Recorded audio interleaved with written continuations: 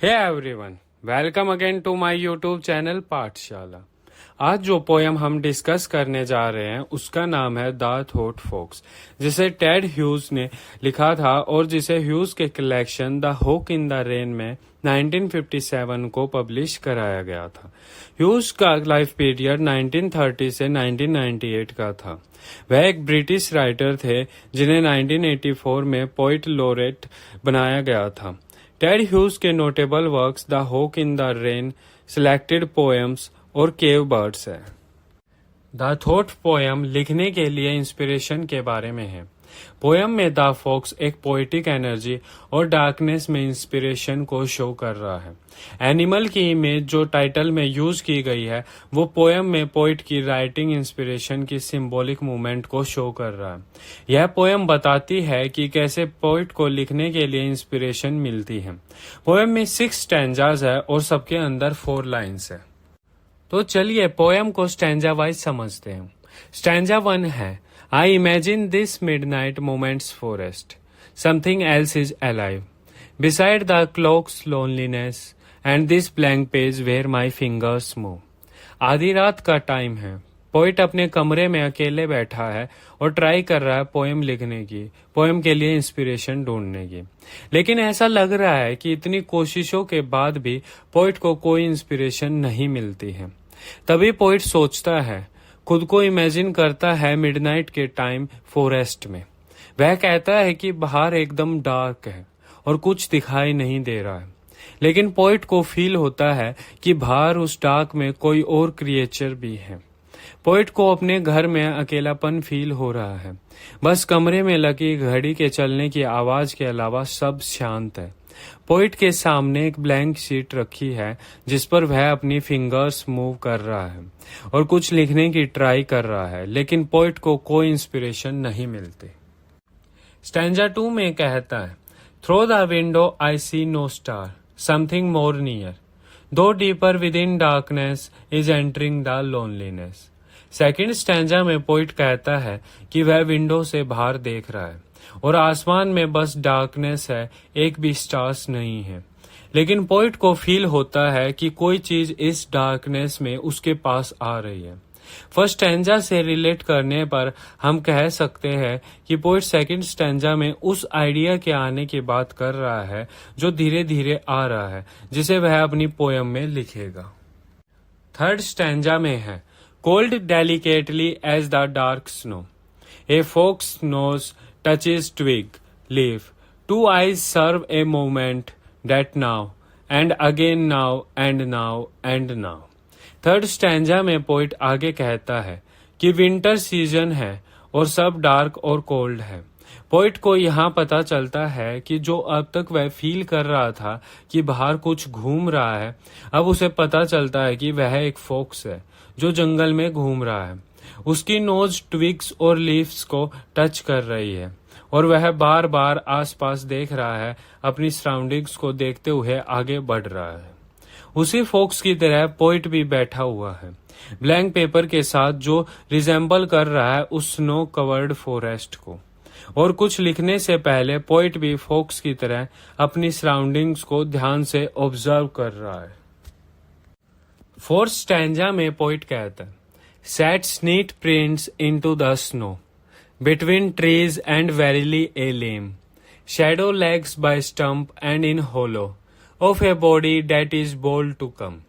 आगे fourth stanza में poet कहता है कि फोक्स जंगल में पेड़ों के बीच से अपना रास्ता बनाते हुए आगे बढ़ रहा है और स्नो पर उसके चलने के निशान बन गए हैं।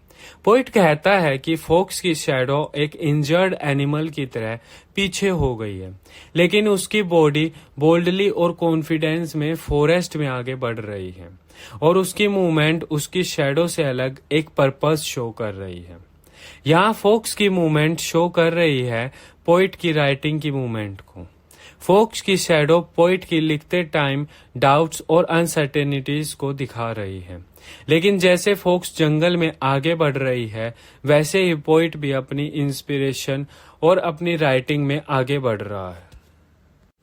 फिफ्थ स्टैंजा में है कि across clearings and I, a widening deepening greenness, brilliantly concentratedly, coming about its own business.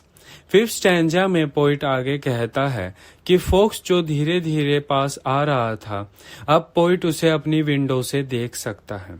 Poet को फोक्स की एक आंख दिखाई दे रही है जो ग्रीन और डीप है, और वो पोइट को ही देख रही है। इस डार्कनेस में आई का ग्रीन कलर एक होप को रिप्रेजेंट कर रहा है, और जो यह रिप्रेजेंट कर रहा है कि पोइट को लिखने के लिए इंस्पिरेशन मिल गई है। सिक्स्थ स्टैंजा में पोइट आगे कहता है, till with a sudden sharp hot sting of fox it enters the dark hole of the head, the window is starless till the clock ticks, the page is printed. Sixth stanza में poet कह रहा है कि अब focus बिल्कुल उसके पास आ गया है, वह उसकी ब्रीथ को फील कर सकता है, और अब वह फोक्स पोइट के माइंड में एंटर हो गया।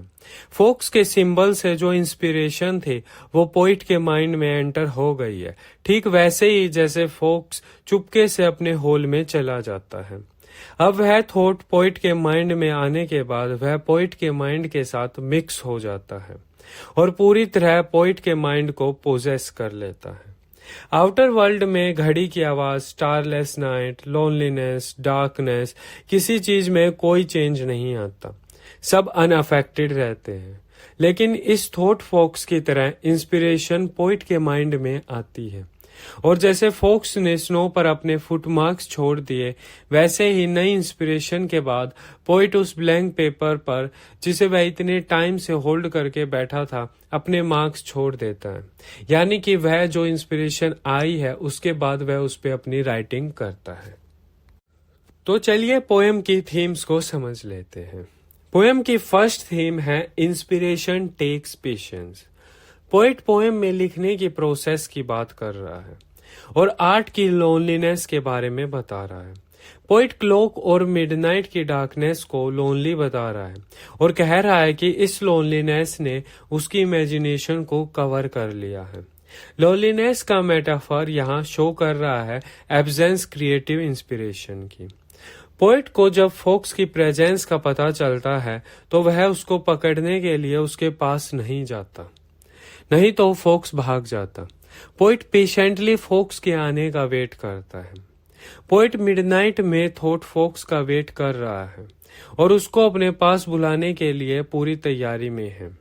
पोएट कोई जल्दबाजी नहीं करता वरना वह फोक्स भाग जाएगा। थॉट फोक्स जो यहाँ मेटाफर और सिंबल है राइटिंग के लिए इंस्पिरेशन का, पोएट कहना चाहता है कि अगर थोड़े से इंस्पिरेशन पर अगर वह उसे लिखने की जल्दबाजी करेगा तो बाकी की इंस्पिरेशन उसे नहीं आएगी और उसका आइडिया हाफ फॉर्म्ड ही रह जाएगा। इसलिए उसे आइडिया या फोक्स के कंप्लीटली उसके पास आने का वेट करना होगा। पोएम की सेकंड थीम है नेचर। टेड ह्यूग्स की पोएम्स में नेचर एक इम्पोर्टेंट रोल प्ले करता है। पोएम का सेटअप विंटर्स का है, बर्फ गिर रही है और हर तरफ डार्कनेस है। पोएट अपने घर में बैठा है जो एक जंगल के किनारे पर है। पोएम की यह सेटिंग लिखने की प्रोसेस के लोनलीनेस को रिप्रेजेंट कर रही है और डार्कनेस और डेंस फॉरेस्ट रिप्रेजेंट कर रहा है राइटिंग की क्रिएटिव पोटेंसी के इनएक्टिव फेज को। पोएम सजेस्ट कर रही है कि राइटर होने का मतलब है कि जंगल के बीच में अकेले रहना और जंगल या इमेजिनेशन में क्या आने वाला है उसके बारे में कुछ भी पता ना होना। थर्ड थीम है क्रिएटिव फोकस। पोएम के मेटाफोरिकल सीन्स यह शो कर रहे हैं कि आर्टिस्टिक प्रोसेस के लिए फोकस कितना जरूरी है। फॉरेस्ट के इस सीन को पोइट ऐसे रिप्रेजेंट करता है कि जैसे वह पहले भी वहां गया है। वह उसे दिस मिडनाइट्स फॉरेस्ट बोलता है। पोइट अपने इस इमेजिनेशन के फॉरेस्ट में बार बार आता है और वेट कर रहा है इंस्पिरेशन के लिए, जो कि एक फोक्स की शेप में उसके पास आ रही है। वह शांत है और फोक्स की मूवमेंट पर फोकस्ड है और नहीं चाहता कि उसके किसी सडन मूव से फोक्स डर कर भाग जाए। पहले उसे बस उसकी प्रेजेंस का पता था, फिर वह उसकी मूवमेंट्स देख सकता है और एंड में वह उसे स्मेल भी कर सकता है। और पोएम के एंड तक इंस्पिरेशन भी पोइट के फोकस के बाद उसके पास आ जाती है। द थॉट फॉक्स में काफी सिंबल्स का यूज किया गया है, तो चलिए हम इम्पोर्टेंट सिंबल्स को समझ लेते हैं। फर्स्ट है मिडनाइट। मिडनाइट यह सिंबलाइज कर रही है पोइट के माइंड को, उसकी इमेजिनेशन को। नेक्स्ट सिंबल है ब्लैंक पेज। ब्लैंक पेज के दो मीनिंग हो सकते हैं। पहला सिंपल एक ब्लैंक पेज जिसे पोइट अपने हाथों में पकड़कर बैठा है, और दूसरा पोइट का ब्लैंक माइंड जिसमें अभी कोई इंस्पिरेशन नहीं है। थर्ड सिंबल है the starless night. Usually stars divine things को सिंबलाइज करते हैं। ओल्ड फैशन वे में मानते थे कि इंस्पिरेशन हेवन से भेजी जाती है, पर स्टारलेस स्काई यह शो कर रहा है कि पोइट की इंस्पिरेशन हेवन से नहीं भेजी गई है, यह उसकी अपनी है। नेक्स्ट है डार्कनेस। डार्कनेस यहाँ इमेजिनेशन के अनकॉन्शियस वर्ल्ड को सिंबलाइज कर रही है। नेक्स्ट सिंबल हमारे पास है स्नो। स्नो सिंबलाइज कर रही है ब्लैंक पेपर और पोइट के ब्लैंक माइंड को। नेक्स्ट है ग्रीननेस। फॉक्स की ग्रीन आईज सिंबलाइज कर रही है इमेजिनेशन और क्रिएटिविटी के आने को। और इसी के साथ हमारी पोयम खत्म होती है। So thank you guys, that's it for today. I hope आपको मेरी पोयम पसंद आई होगी। अगर पोयम से रिलेटेड आपकी कोई भी क्वेरी है तो आप कमेंट सेक्शन में पूछ सकते हैं, और वीडियो को लाइक, शेयर और चैनल को सब्सक्राइब करना ना भूलें।